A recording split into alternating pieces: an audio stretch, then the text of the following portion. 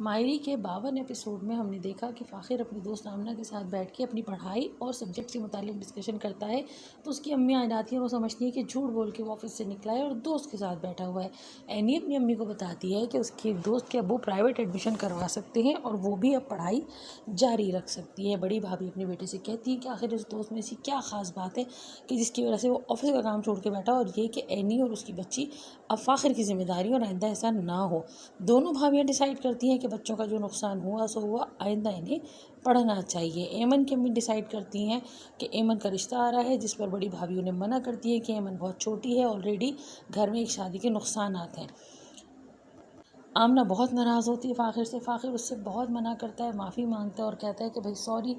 उसके बाद एनी के अब्बू नया जाल बिछाने मोहब्बत का आ जाते हैं और एनी को और उसकी अम्मी को बिल्कुल यकीन नहीं आता कि आदमी कैसे सुधर गया। तो वो झूठी कहानी सुनाता है कि उनकी मरी हुई अम्मी जो है ख्वाब में आई थी और उन्होंने कहा है कि इनका ख्याल रखो। इधर जमशेद अपनी माँ से कहता है कि बहू से कोई काम हो बता दीजिएगा। बहू जिसने कभी ख्याल नहीं रखा था, अब उसका अपना पाँव स्लिप करता है और उसकी टांग टूट जाती है, और जब वो गिरती है तो उसके बाद उसे बहुत चोट लगती है। एनी परेशान अपनी बच्ची को संभाल रही होती है कि अचानक आयशा आती है और कहती है कि भाई भाभी गिर गई हैं और अब मैं घर जा रही हूँ। एनी बहुत परेशान होती है, बच्ची उसे तंग कर रही होती है, लेकिन बेचारी पढ़ाई करती रहती है। जब जब आयशा जाने लगती है तो आयशा को उसका मियाँ कहते हैं मैं तुम्हें छोड़ देता हूँ, क्योंकि मोहब्बत का जाल तो वो बिछा रहे होते हैं झूठा। एनी को उसकी फूफी परेशान करती है कि एमन को ससुराल वाले आ रहे हैं और ये बनाओ वो बनाओ वो बनाओ। इधर एमन कहती है कि मैं तो शादी उसी से करूँगी जिससे मैं करना चाहती हूँ, अपनी ट्यूशन टीचर से, और तुम बीच में मत आओ क्योंकि तुम फंस गई हो, तुम सबको फंसा रही हो।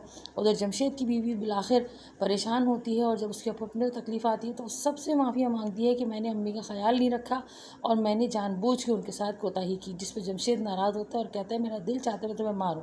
एमन को जो लोग देखने आते हैं, एमन उनके सामने खुशी खुशी नहीं जाती, उन पर चाय गिरा देती है। वो लोग बहुत परेशान होते हैं, बहुत उल्टा सीधा सुनाते हैं और बिलाखिर वो लोग चले जाते हैं। इसका इल्ज़ाम भी पप्पी जो है वो एनी पे डाल देती हैं, लेकिन बड़ी भाभी आकर एनी को बचा लेती हैं और वो कह देती हैं कि जब बच्ची चाय नहीं संभाल सकती ससुराल क्या संभालेगी, जिस पे बड़ी पप्पो नाराज़ होकर चली जाती हैं। इतने में दो सौकनों की मुलाकात होती है और वो कहती है कि तुम मेरे मियाँ को क्यों लेके गई। तो आयशा उनसे कहती है कि वो सिर्फ आपका मियाँ नहीं है, पहले वो मेरा मियाँ था, और जाके अपनी बहन की खबर लो जिसकी टांग टूटी पड़ी। राही रही सुनकर अपनी बहन की तबीयत पूछने जाती है और कहती भांजे को मैं संभाल लूँ। तो उसकी बहन कहती है आपके तो अपने बच्चे नहीं, आप मेरे बच्चे को क्या संभालेंगी।